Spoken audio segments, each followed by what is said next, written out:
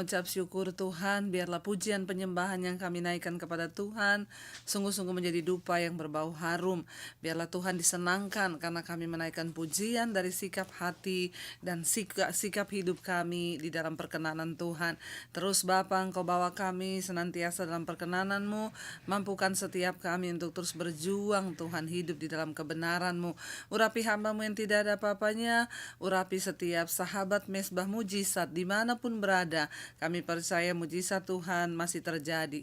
Di dalam nama Tuhan Yesus kami berucap syukur. Haleluya. Amin, amin, amin. Iya, hari ini saudara saya akan menyampaikan, kita akan belajar bersama-sama firman Tuhan tentang, ya saya percaya kita semua tentu menginginkan mujizat terjadi dalam hidup kita. Tetapi ada penghalang-penghalang mujizat ya di dalam kehidupan orang percaya.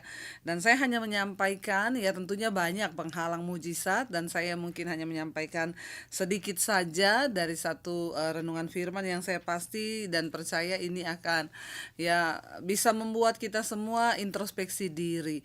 Apakah ini ada dalam hidup kita ya, atau ya memang kita sedang lakukan supaya kita bisa melihat mujizat Tuhan. Karena ada begitu banyak orang yang datang dan bertanya kepada saya, "Bu, saya itu mengharapkan mujizat. Bu, saya ini sudah lama berdoa. Ibu, saya ini begini dan begitu. Tetapi kenapa saya tidak melihat jawaban Tuhan?" Nah, hari ini saudara kita akan belajar supaya kita ini jangan seperti bangsa Israel yang hidupnya hanya berputar-putar di situ dan tidak pernah mengalami terobosan, tidak pernah mengalami janji Tuhan. Bahkan kita nggak melihat ya, padahal Tuhan itu berkata bahwa Dia menyediakan kehidupan yang terbaik bagi anak-anaknya. Kalau hari ini saudara berkata, "Aku pengen keluargaku dipulihkan," saudara percayalah Tuhan terlebih rindu untuk melihat keluargamu dipulihkan. Kalau hari ini engkau berkata, "Aku tuh cuma mau anakku tuh bertobat, Bu," ya saya mau bilang hari ini Tuhan terlebih rindu untuk melihat anak-anak kita bertobat. Ya, tetapi seringkali yang menjadi penghalang ya di dalam kita ini berjalan mengikuti Tuhan, melihat mujizat Tuhan terjadi, ya seringkali ya karena kita sendiri saudara yang tidak berjalan sesuai dengan apa yang Tuhan mau, dan kita tidak pernah bisa melihat ya kebahagiaan atau mujizat itu terjadi. Karena itu ya hari ini kita akan belajar beberapa poin saudara saya akan sampaikan hari ini yang saya percaya dapat menjadi berkat bagi setiap kita. Ya, saya pengen hari ini kita sama-sama membaca saudara ya di dalam Surat Yakobus pasal yang keempat. Ya, Yakobus pasal yang keempat mulai ayat yang pertama, firman Tuhan berkata begini saudara. "Dari manakah datangnya sengketa dan pertengkaran di antara kamu? Bukankah datangnya dari hawa nafsumu yang saling berjuang di dalam tubuhmu? Kamu mengingini sesuatu, tetapi kamu tidak memperolehnya. Lalu kamu membunuh, kamu iri hati, tetapi kamu tidak mencapai tujuanmu. Lalu kamu bertengkar dan kamu berkelahi, tapi kamu tidak memperoleh apa-apa, karena kamu tidak berdoa. Atau kamu berdoa juga, tetapi kamu tidak menerima apa-apa, ya karena kamu salah berdoa. Sebab yang kamu minta itu hendak kamu habiskan untuk memuaskan hawa nafsumu." Saudara, kita ini punya banyak keinginan sebagai manusia ya. Dikatakan ya seringkali karena keinginan-keinginan kita itu lalu terjadi persengketaan, terjadi pertengkaran. Ya, terjadi banyak hal dikatakan di sana, ya kamu ya menginginkan sesuatu. Lalu kamu tidak memperolehnya, lalu kamu ya berkelahi, iri hati, membunuh, tapi kamu tidak juga mencapai apa yang kamu inginkan itu. Nah saudara, dalam hidup kita ini kita punya banyak keinginan. Salah satunya mungkin kita ingin melihat mujizat terjadi di dalam hidup kita. Ya, tetapi penting untuk kita sama-sama tahu dan kita sama-sama belajar hari ini, hati-hati dengan segala keinginan kita. Ya, mungkin itu terlihat rohani saudara. Tapi akhirnya banyak orang stres, putus asa, kecewa karena dia tidak melihat keinginannya itu menjadi sebuah kenyataan. Ya, walaupun itu sifatnya rohani, kita ingin melihat pemulihan misalnya dalam keluarga kita. Ya, tidak sedikit para ibu-ibu, istri yang datang kepada saya dan berkata, "Saya tidak melihat suami saya berubah, Bu. Saya itu emosi, Bu. Saya itu marah, Bu.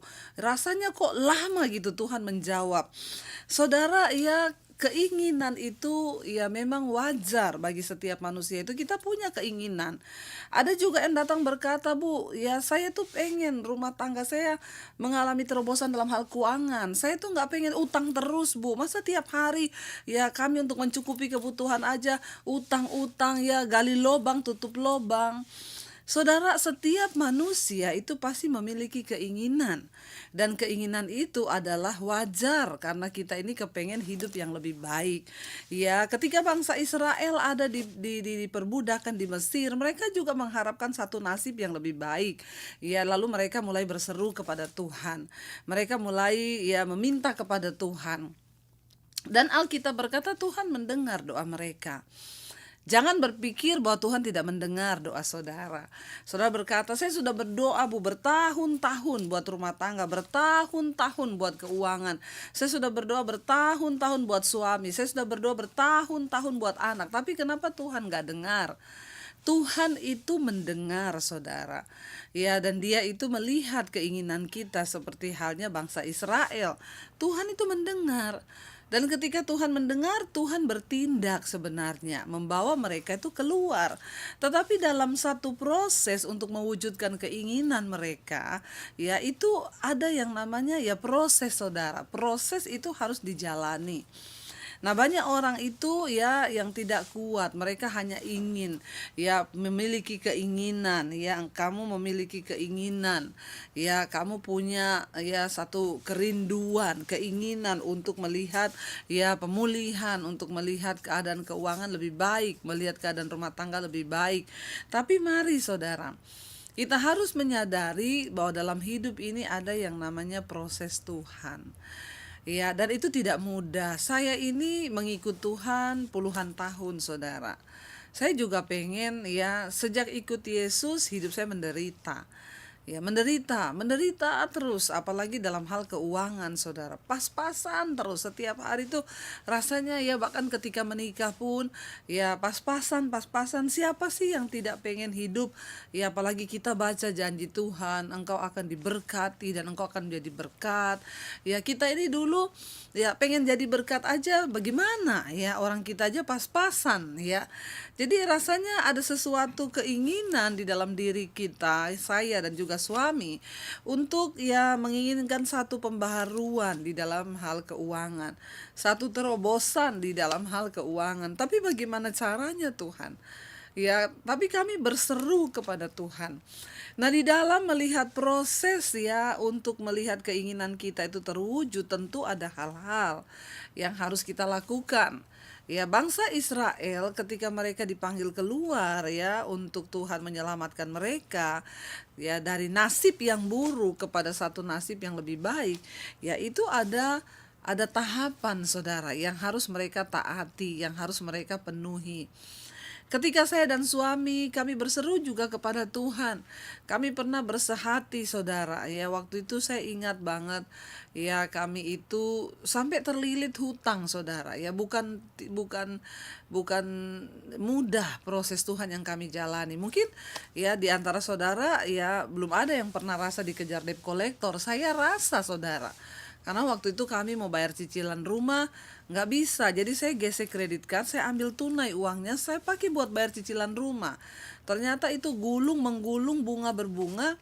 Ya, saya nggak pakai kredit card untuk belanja, beli tas, beli barang mewah, barang-barang konsumtif. Nggak, saya pakai untuk kebutuhan hidup. Lalu kami kegulung, siapa sih yang kepengen utang? Siapa yang kepengen berkekurangan? Gak ada, tapi inilah hidup, inilah kenyataan. Kita diperhadapkan dengan yang seperti itu.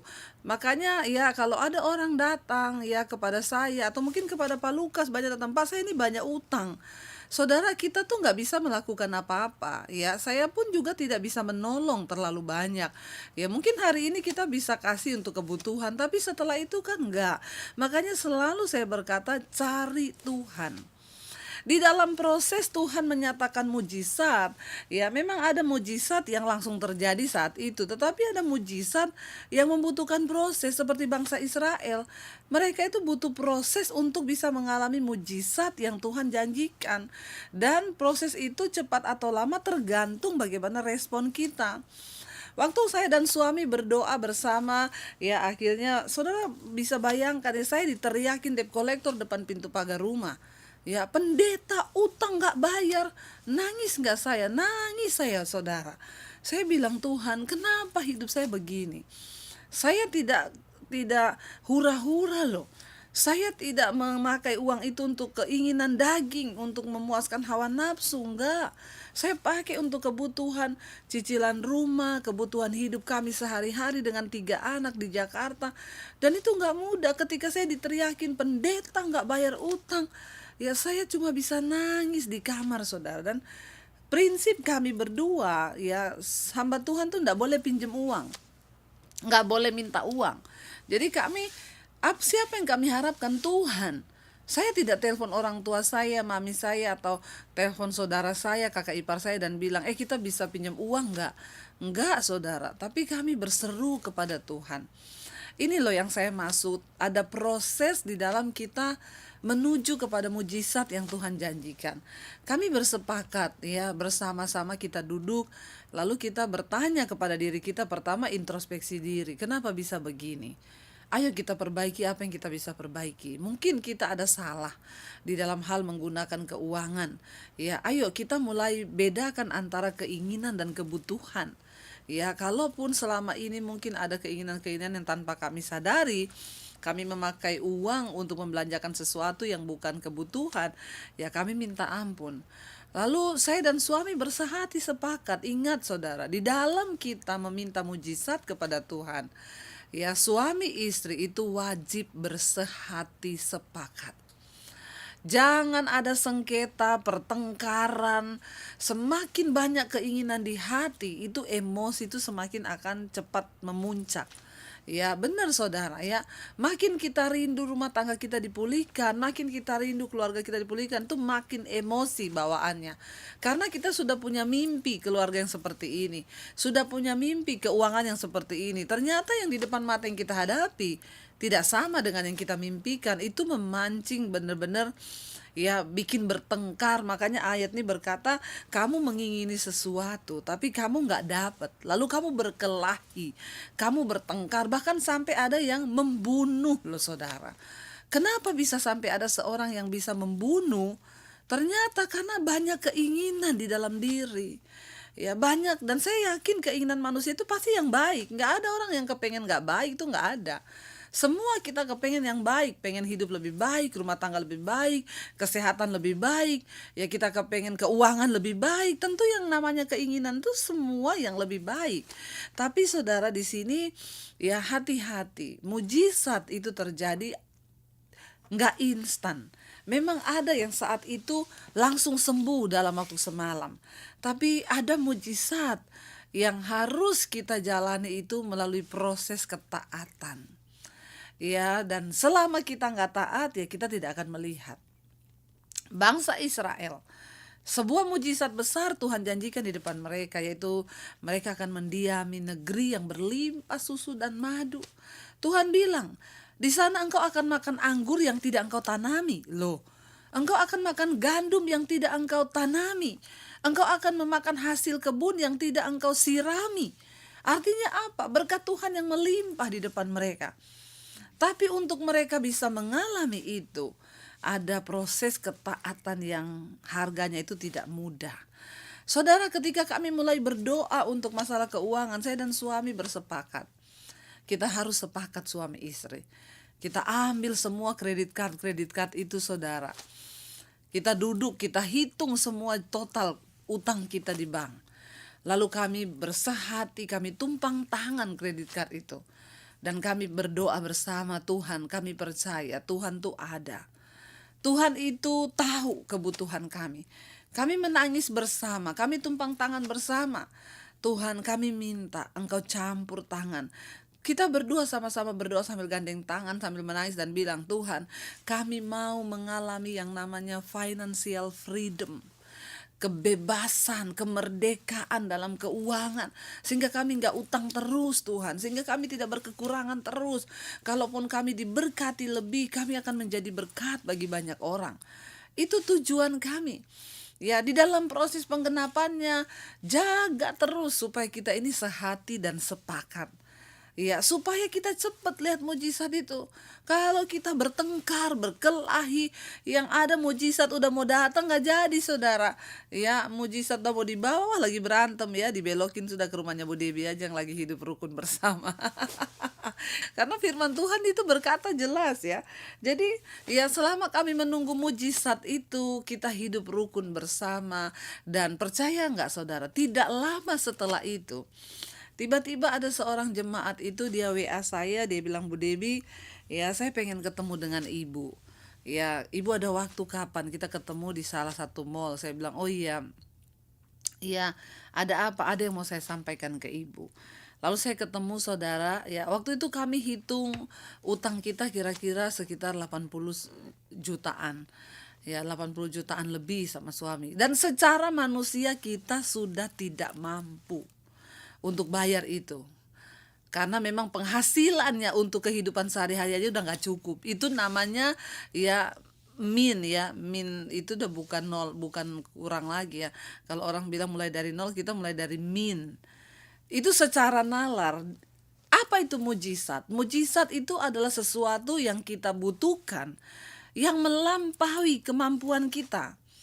Jadi mujizat itu sesuatu yang kita perlu untuk menyelesaikan sesuatu hal yang kita sudah tidak bisa selesaikan. Itu namanya mujizat. Yang dokter sudah angkat tangan, sakitnya nggak mungkin sembuh, itu kita perlu mujizat. Keuangan yang kita sudah tidak bisa selesaikan lagi, ya itu namanya mujizat. Kita libatkan Tuhan. Ketika kami bersehati, kami tumpang tangan semua kredit card itu dengan bercucuran air mata, Tuhan saya tidak mau mempermalukan nama Tuhan, diteriakin debt collector itu. Setiap datang ke rumah pagar ditendang. Waduh, benar-benar kami merasakan intimidasi yang luar biasa. Jadi kalau hari ini ada di antara saudara yang dikejar-kejar debt collector, ya berapa lama saudara mengalami? 6 bulan, saya 2 tahun. Ya jadi saudara, saya pernah mengalami itu.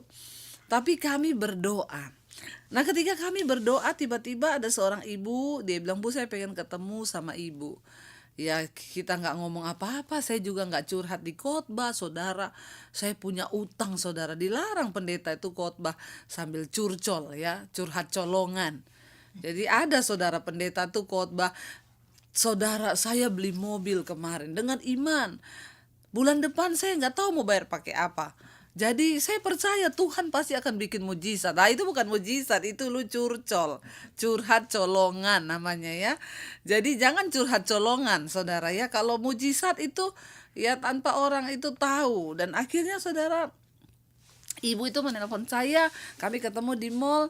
Ya dia bilang, Bu Debi, Tuhan itu menggerakkan saya untuk memberkati ibu. Ya tadi pagi saya sudah transfer ke rekening ibu 50 juta.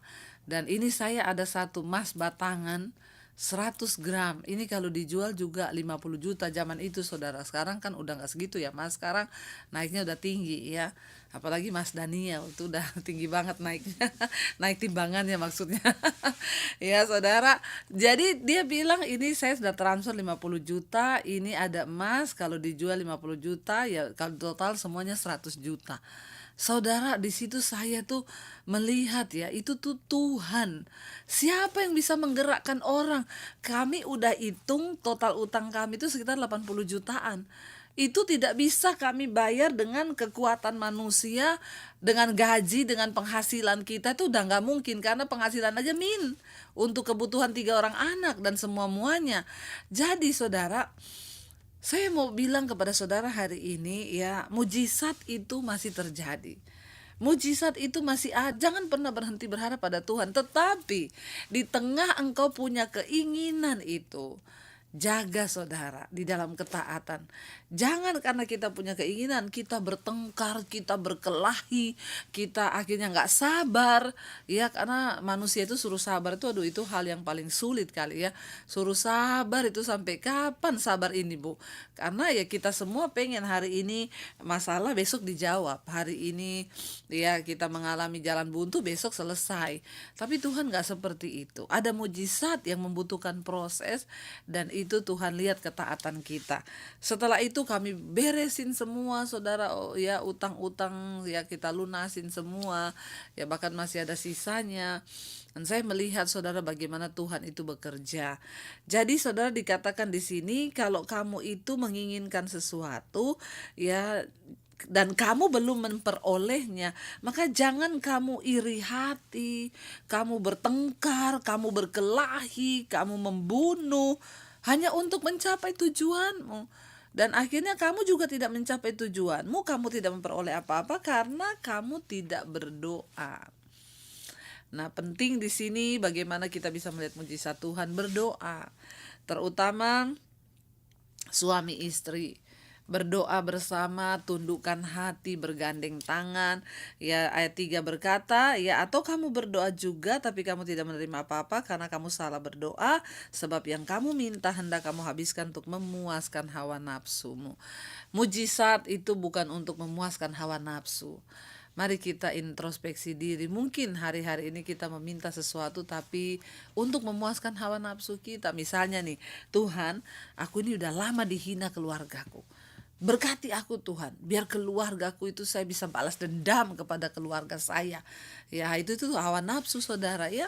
Tapi ketika kita meminta sesuatu untuk kepentingan Tuhan, maka Tuhan itu tahu. Dia melihat hati kita, dan yang terutama suami istri, ya hiduplah bersepakat, ya jangan bertengkar, jangan berkelahi, tapi bersehati, bersepakat meminta sesuatu terjadi di dalam nama Tuhan Yesus. Apapun masalah yang engkau hadapi hari ini, jangan takut, tetaplah percaya bahwa Tuhan sanggup menyelesaikannya bagi saudara dan saya. Tidak ada perkara yang mustahil. Saya akan berdoa buat saudara. Mari kita angkat tangan kita dan kita mau datang di hadapan hadirat Tuhan. Terima kasih Bapa. Hamba berdoa malam ini, kami semua datang di hadapan hadirat Tuhan, merendahkan hati, membawa hidup kami ke dalam tangan Tuhan. Ampuni kami Tuhan. Ampuni kalau selama ini kami salah berdoa. Mungkin juga dengan hawa nafsu, bahkan kami sambil bertengkar, berkelahi, kami iri hati, karena kami menginginkan mujizat tapi kami belum memperolehnya.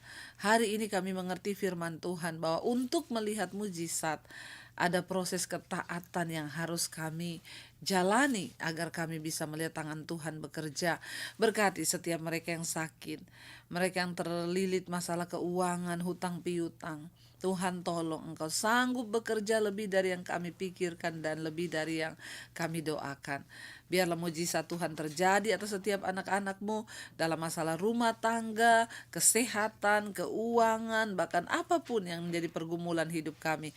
Tuhan turut bekerja mendatangkan kebaikan. Engkau memberkati Tuhan agar hidup kami boleh sungguh-sungguh menjadi berkat. Kami mau terima kebenaran firman ini, dan biarlah firman ini bertumbuh, berbuah, dan menghasilkan kemuliaan Tuhan dalam hidup kami.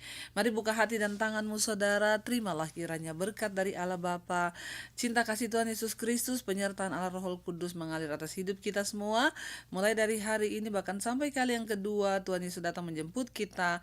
Nama kita tercatat di dalam kitab kehidupan. Dalam nama Tuhan Yesus yang percaya diberkati Tuhan, katakan bersama, amin, amin, amin. Tuhan Yesus memberkati. Shalom dan Immanuel. And there I find you in the mystery.